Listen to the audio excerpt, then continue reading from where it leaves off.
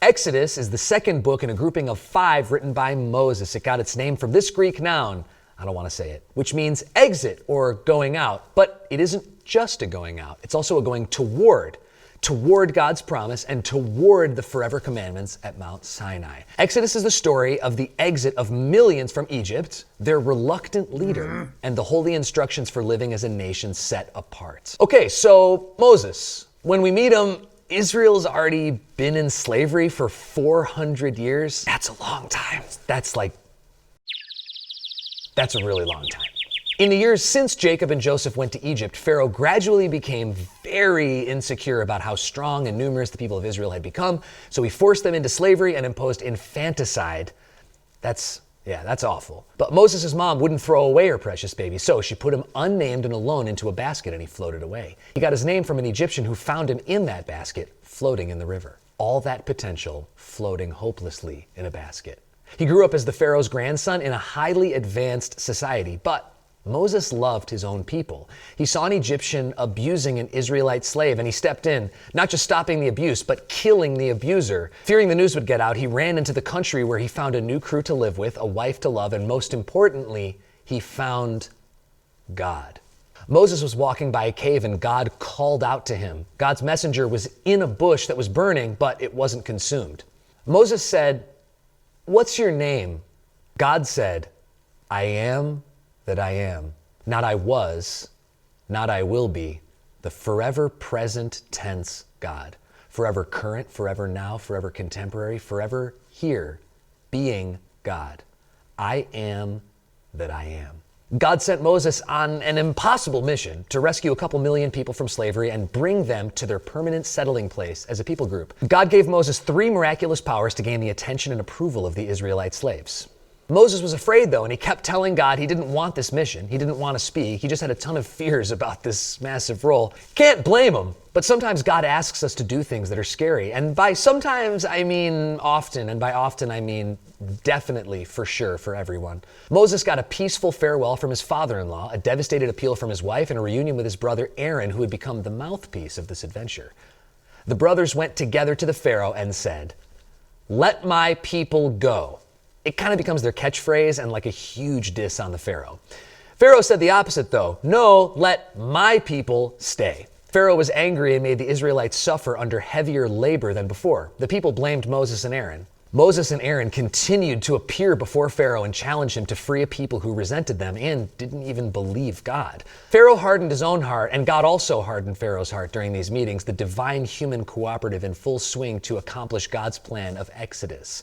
God sent 10 plagues to afflict the Pharaoh and the people who enslaved Egypt to motivate the Pharaoh to let them go. The water of the Nile to blood, frogs everywhere in their homes and their food and their faces, gnats infesting their entire lives.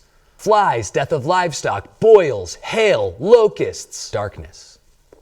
But that wasn't even the worst one. For the final plague, the firstborn of all in Egypt were going to die. God gave his people a way out. He said, "Kill a lamb and take the blood and paint it on the doorpost of your house. Then the Lord will pass over your home and spare you."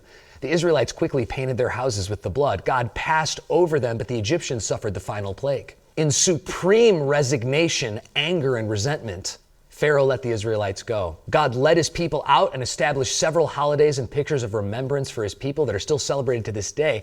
The main one's called Passover, which is our next Jesus moment. Moses gave God's decree for a lamb each year to be offered by each family as an offering to the Lord of past, present, and future, to remember the past, to pay for the sins of the present, and to predict the suffering of the future lamb. Jesus. It's Jesus. You know how in Sunday school you can just raise your hand and say Jesus and you're right? Half the time, you'd be right now.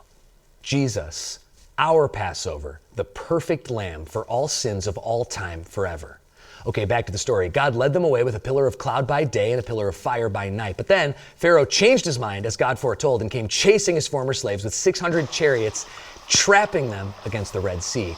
The people were terrified, obviously, and bitter and angry with Moses, but Moses totally lets out this amazing Braveheart, remember the Titans speech to God's people. Here's what he says.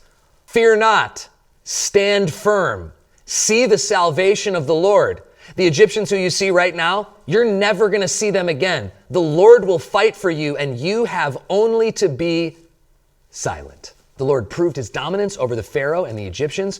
Moses lifted his staff and the Red Sea parted, forming walls of water on each side with a path down the middle. But the crazy thing was the floor of the ocean wasn't even wet. It was dry. Crazy.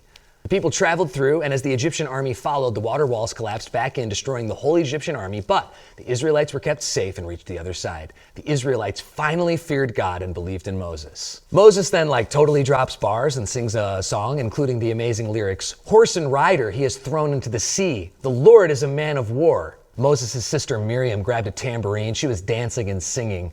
It was the first of many moments of God's vindication for these people who he loves. And God continued to do miracles. He made bitter water taste good, sent sweet bread from heaven, more water from a rock, and a military victory over the Amalekites. Moses built an altar and called it, "The Lord is my banner." And also Moses continued to learn and grow as a leader, taking advice from his father-in-law on not doing everything, but passing leadership down to capable people to help bear the load. And that's the story of the first half of the book of Exodus. This part is about their escape. The next part is about their establishment, which is just one part of one book of God's book, which we say happens in 7 parts. That was kind of complicated, but here they are.